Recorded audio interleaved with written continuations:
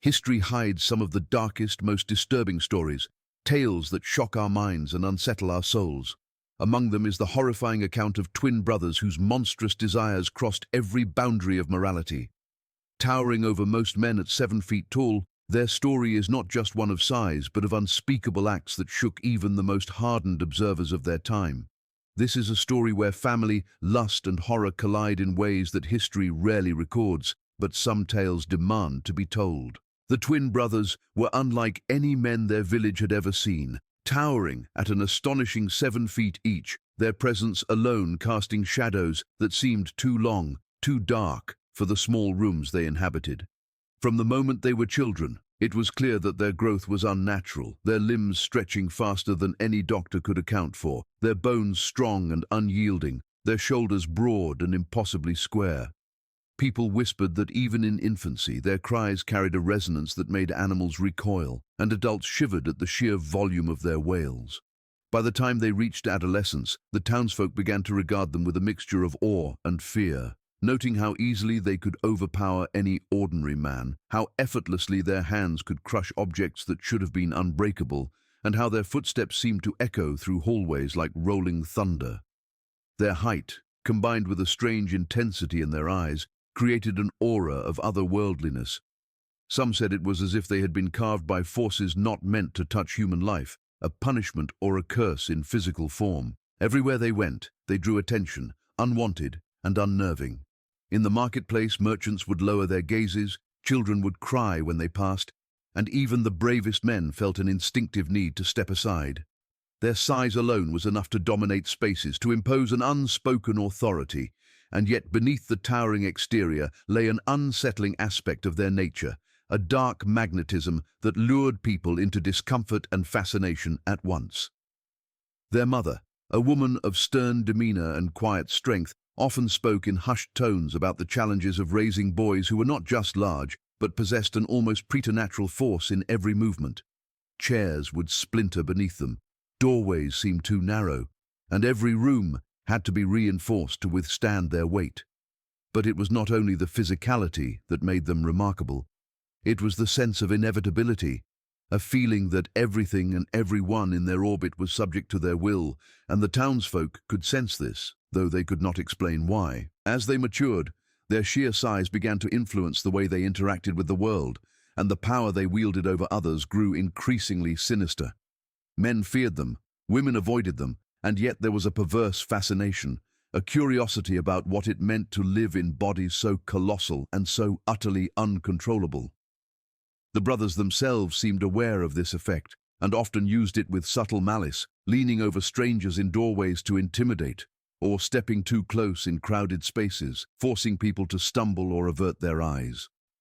Their height, in combination with their unnerving charisma, made their presence a weapon, and their understanding of this fact allowed them to manipulate those around them without uttering a word.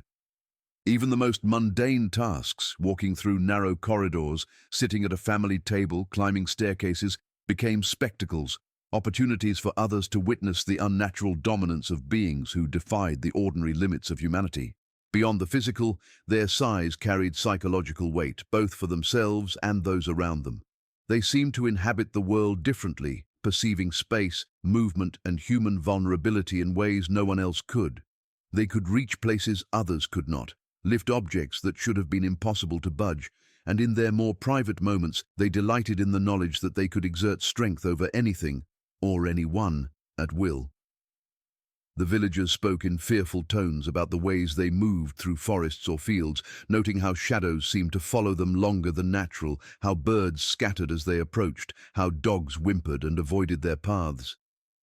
It was as if the earth itself recognized their unnatural size and recoiled, a subtle testimony to the enormity of their bodies and the looming threat contained within them. Even in solitude, their size was a constant presence, a reminder of their difference and the latent power they carried. Their mother often observed them in the evenings, watching as they hunched to fit through doorways or bent trees with careless strength, and a mixture of pride and unease filled her.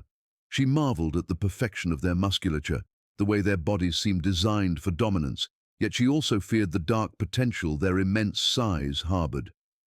It was not merely the height that unnerved her, but the awareness that such physical magnitude could easily translate into acts that society deemed unspeakable, that their presence alone could alter the behavior of those around them, bending the normal rules of interaction under the weight of their enormity. Everywhere they went, their height marked them as extraordinary, monstrous, and magnetic in equal measure, a combination that would become the foundation of the horrors to come. Their physicality was a constant reminder that the human form could be pushed beyond natural limits, that the line between awe and terror was thin, and that those who wielded such colossal power, even unknowingly, could reshape the lives of everyone in their proximity. The twins' size was not just a feature of the body, it was an instrument of psychological domination, a prelude to acts that would defy morality, ethics, and the fragile social boundaries that kept families and communities intact. And this awareness, both in them and in others, set the stage for a story of horror that would be remembered long after their bodies had filled every space they entered. The twin brothers' descent into depravity was a slow, almost imperceptible process at first, cloaked beneath the guise of their overwhelming presence and their seemingly insatiable curiosity about the world. People initially dismissed their peculiar behavior as a product of their extraordinary size and strength, imagining that men who could bend iron with their bare hands might simply have impulses that ordinary humans could not understand. But as the years passed, it became clear that their appetites were far darker, far more twisted than anyone could have anticipated. Their acts, once hidden behind closed doors, began to leave an unmistakable mark on those around them. The whispers in the village grew louder, subtle fears of encounters that could not be explained by mere coincidence, rumors of behaviors so taboo that mothers scolded their children for even thinking about them. The brothers' fascination with human desire and power became something sinister, something that twisted the very meaning of intimacy and pleasure into something unrecognizable, and those who glimpsed the edges of it felt an instinctive revulsion that left them shivering long after the encounter had passed. Their sexual practices were not acts of love or connection, but expressions of dominance and control, fueled by the unique combination of their colossal physicality and an almost predatory cunning. In the privacy of their home, where the rules of society did not extend, the brothers explored boundaries that few could imagine, testing the limits of moral codes, societal norms, and familial loyalty. What began as experimentation evolved into obsession, and the brothers' appetite seemed to grow in proportion to their size, their bodies demanding attention, their minds seeking more extreme expressions of power and submission. The darkness of their desires was mirrored in their eyes, a cold intensity that left no room for hesitation, empathy, or conscience. Those who encountered them could sense it instinctively, an aura of danger that clung to every movement, every glance, every whispered word. And yet there was a magnetic pull that drew certain individuals closer, despite the warning signals their instincts screamed at them. It was not only the intensity of their acts that horrified, but the very choice of their victims, beginning with the people closest to them, those whose proximity allowed them access and control. Their home became a chamber where ordinary rules of morality no longer applied, where secrecy and silence masked the horrors within. Their mother, a woman who had once been the pillar of the household, found herself confronted with impulses she had never imagined, a conflict of loyalty, fear, and inexplicable attraction that eroded her sense of self. The brothers' influence over her was insidious, a gradual manipulation aided by the sheer force of their physical dominance and the psychological pressure that came with living in close quarters with beings so large, so powerful, and so impossibly persuasive. What might have been repelled or rejected under normal circumstances became vulnerable to corruption, bending under the weight of their coercion and the unnatural magnetism that seemed to flow from their very bodies. The horrifying escalation of their practices was compounded by their intelligence and cunning. The twins were not mindless brutes. They understood human psychology, they knew fear, shame, and desire, and they wielded these tools with calculated precision. In every act, there was an element of performance, a demonstration of control that left the victim paralyzed, caught between resistance and the perverse curiosity of submission. Their towering figures became instruments of terror, and their size allowed them to dominate space, making escape or resistance seem impossible. The psychological imprint of their actions lingered far beyond the moments themselves, poisoning the thoughts and dreams of those unfortunate enough to witness their depravity, leaving scars invisible to the eye but indelible in the mind. Rumors spread beyond the household, carried by those who glimpsed fragments of the truth, fragments that made entire families shiver at the thought of the twins' existence. In hushed tones, villagers recounted stories of their midnight activities, of doors bolted and barred in vain, of cries muffled behind walls that were no match for their enormous strength. It was said that even the servants and laborers in the household learned to move silently, to avoid drawing attention, because the twins' focus could fall on anyone at any time, and when it did, there was no recourse. Their sexual practices were no longer private indulgences, they were instruments of horror, a demonstration of what could happen when human morality collided with physical dominance of unimaginable scale. In addition to the terror they inspired in others, the brothers themselves seemed consumed by the thrill of transgression, feeding off the tension, the fear, and the forbidden nature of their acts. Every new encounter was an opportunity to push further, to explore deeper, to dismantle taboos, and replace them with their own rules. What began as curiosity mutated into obsession, an insatiable drive that defined the rhythm of their daily lives. Their bodies, already instruments of awe and intimidation, became symbols of sin and corruption, and their psychological manipulation ensured that anyone who came too close was drawn into their orbit, caught in a web of coercion, lust, and dread. The horror of their practices lay not only in the acts themselves, but in the way they upended the natural order of family and community, transforming intimacy into terror and turning what should have been safe spaces into arenas of psychological domination. The most shocking and incomprehensible aspect of the twin brothers' story was the illicit and taboo nature of their relationship with their own mother, a bond that violated every boundary of family, morality, and societal expectation. What began as subtle manipulations and psychological control gradually escalated into acts that no one could have imagined, even in the darkest corners of human behavior. Their mother, a woman who had once embodied discipline, nurturing, and authority within the household, found herself ensnared in a web of influence and desire from which escape seemed impossible.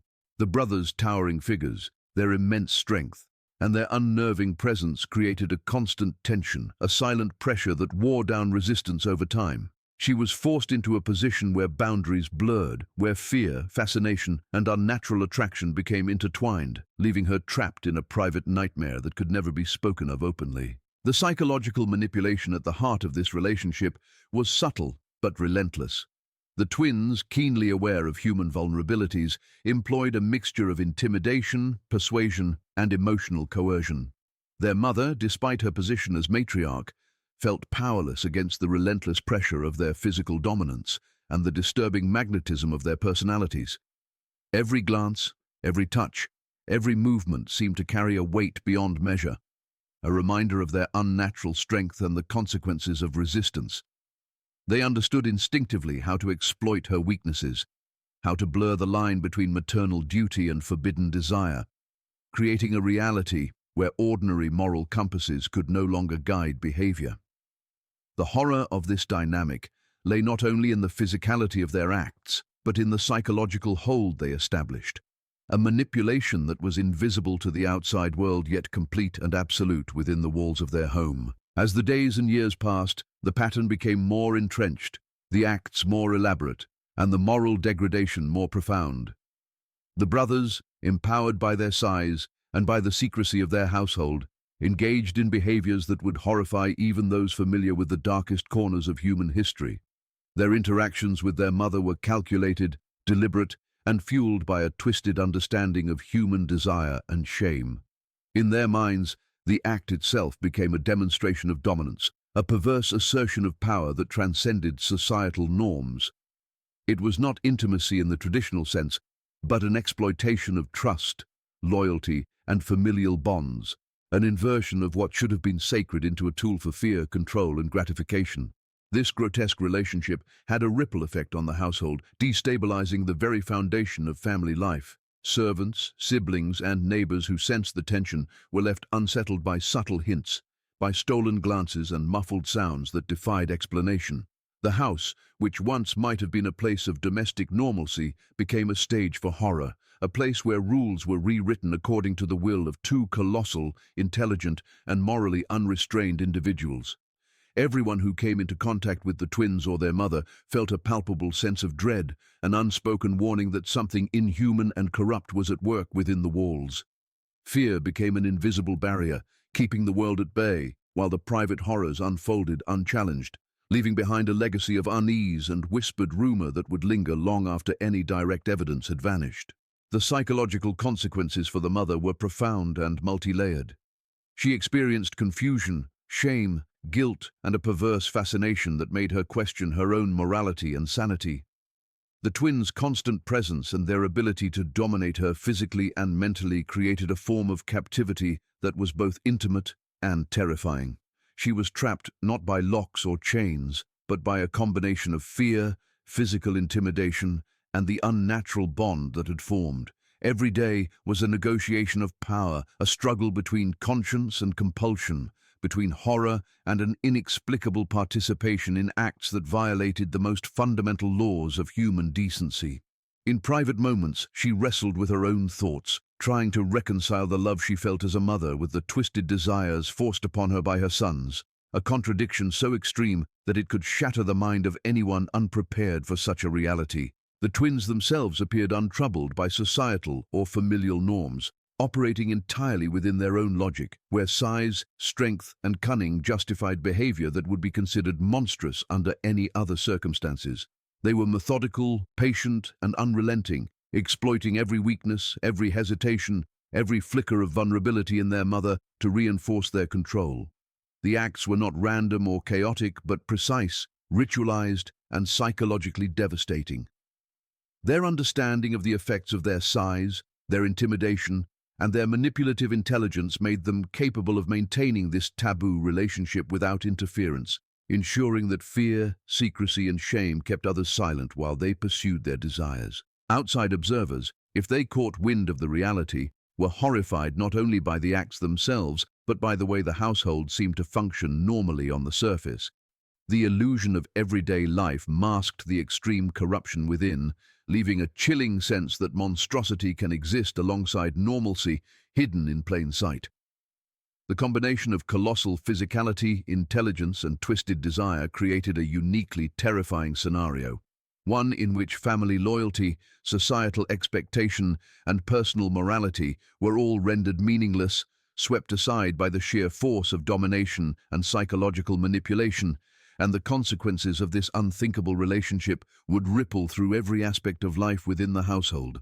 The psychological and social impact of the twin brothers' actions extended far beyond the immediate horror of their household, leaving an indelible mark on the surrounding community and anyone who even indirectly encountered the shadow of their presence. News of their monstrous practices, whispered in hushed tones through nearby villages, spread like a creeping fog, unsettling neighbors and travelers alike.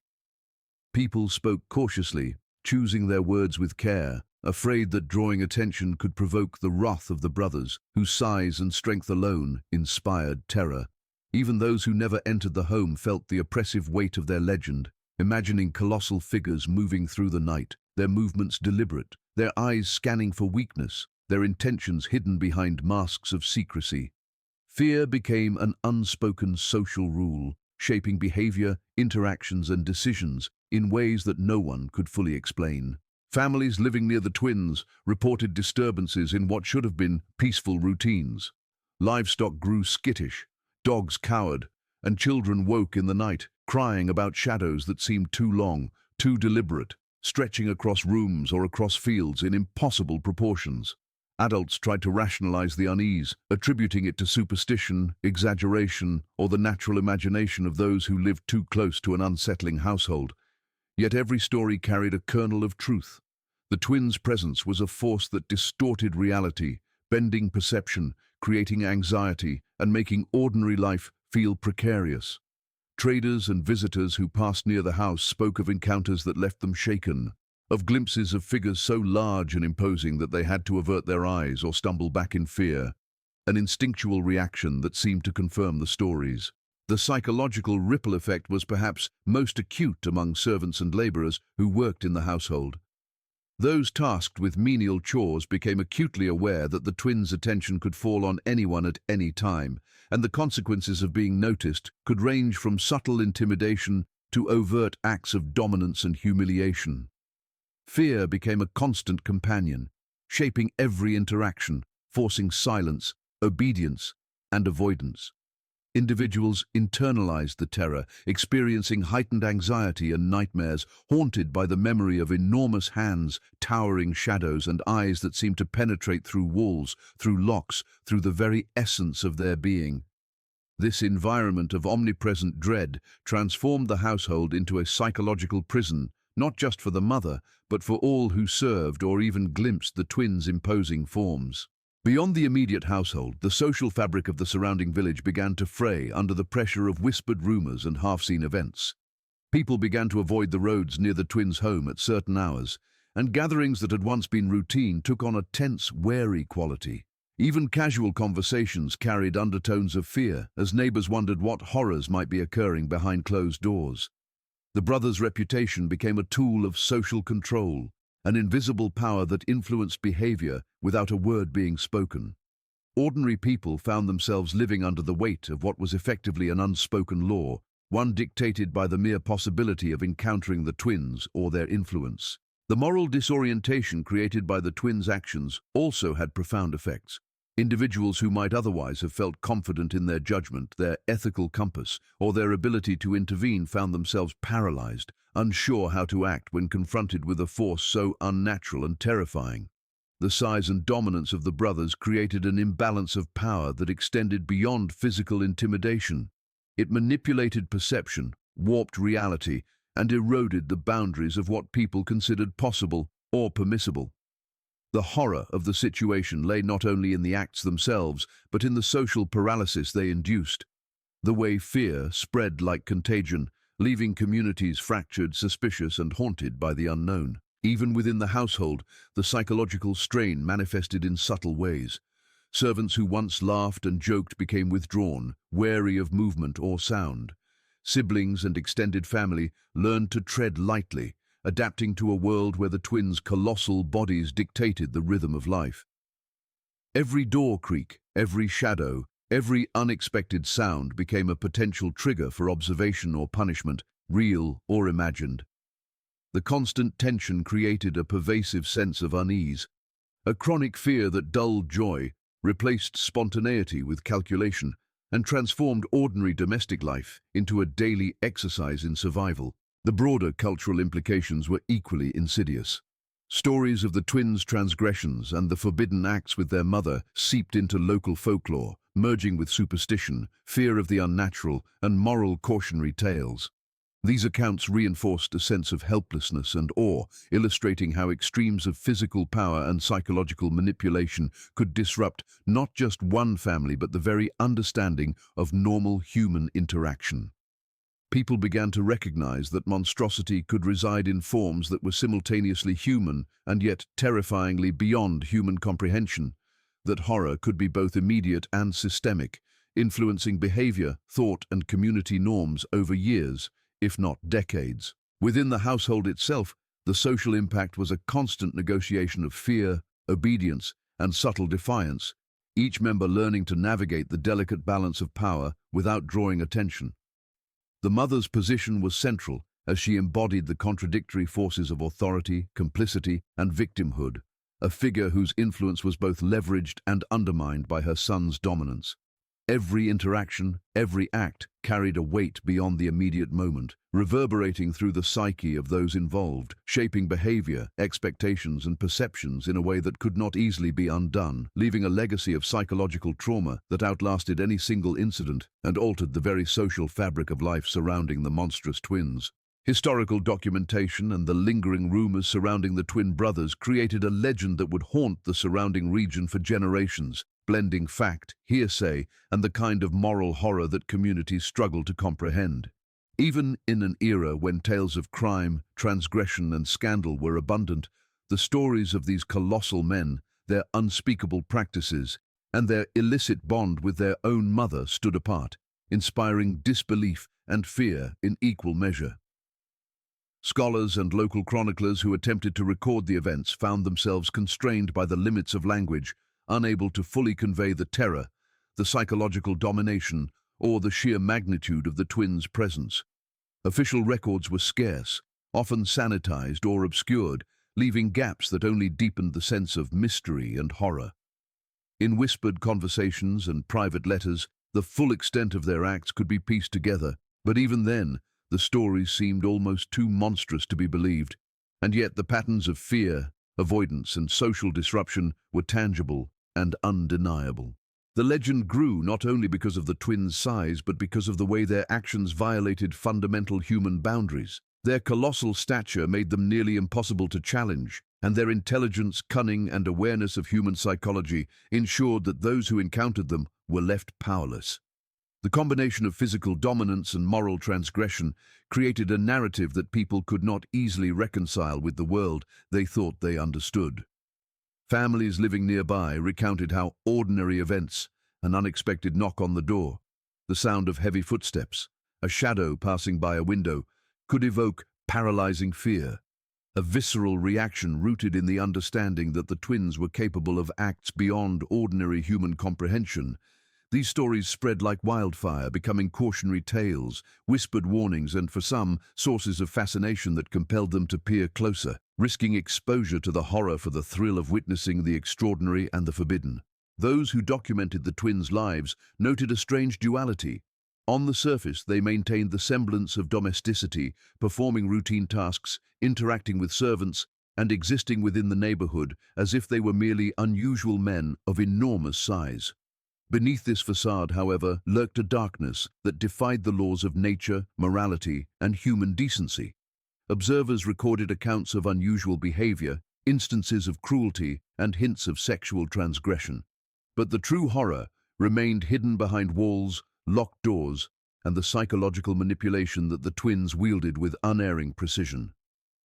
Their mother, central to the most taboo aspects of the story, served as both participant and silent witness, embodying the contradiction between authority, complicity, and victimization that fueled the ongoing fear and fascination surrounding the household. The persistence of these rumors over decades speaks to the intensity of the psychological impact they left behind. Even after the twins had grown older, moved away, or passed from the world, the fear they inspired lingered, affecting the way communities interacted, the stories they told, and the cautionary lessons they imparted to children. Shadows in hallways, unusual noises at night, or the appearance of unusually tall strangers could evoke memories and associations that linked back to the twins, a testament to the enduring power of their presence. Historians examining the region centuries later noted that these stories, while often embellished, reflected deep-seated anxieties about physical dominance, moral corruption, and the fragility of social and familial bonds. The twins' story became more than just an account of personal depravity. It evolved into a cultural touchstone for the horror of uncontrolled power and forbidden desire, a narrative that could be invoked whenever discussions of taboo, fear, and dominance arose. The combination of their size, intellect, and willingness to transgress boundaries created a form of horror that was simultaneously physical, psychological, and social. Those who encountered the brothers experienced not only fear for their bodies but terror for their minds, confronted with acts that destabilized their understanding of normalcy. Their mother's involvement added another layer of complexity, making the horror deeply personal, intimate, and inescapable for those within the household. Outsiders could only glimpse fragments, but these fragments were enough to ignite rumors, perpetuate fear, and create a lasting legend that transformed the twins into figures of almost mythic terror. In addition, the story of the twins illustrates the interplay between visibility and invisibility, the tension between what could be seen and what was hidden. Their enormous bodies made them impossible to ignore, yet the most heinous acts occurred in secrecy, behind closed doors, or in moments where fear and coercion ensured silence. This duality magnified the horror. The world could observe their size, their dominance, and their public behavior, but the true extent of their depravity remained almost entirely obscured. Historians, folklorists, and even casual storytellers found themselves piecing together fragments of truth from whispered accounts, local gossip and partial records, an effort that mirrored the experience of terror itself, knowing that something horrific exists, yet never fully comprehending its scope or depth. Ultimately, the twins' legend endured because it combined elements that speak to fundamental human fears: the fear of physical domination, the fear of moral transgression, and the fear that the natural order of family, society, and ethics can be utterly subverted. Their colossal stature, their intelligence, their cunning, and the unspeakable acts committed in the private confines of their home created a story that was more than history. It was a living, breathing nightmare that could be felt by anyone who came into contact with its echoes, a reminder that monstrosity can take human form, that horror can exist in plain sight, and that the consequences of unchecked desire and power can reverberate across time and space.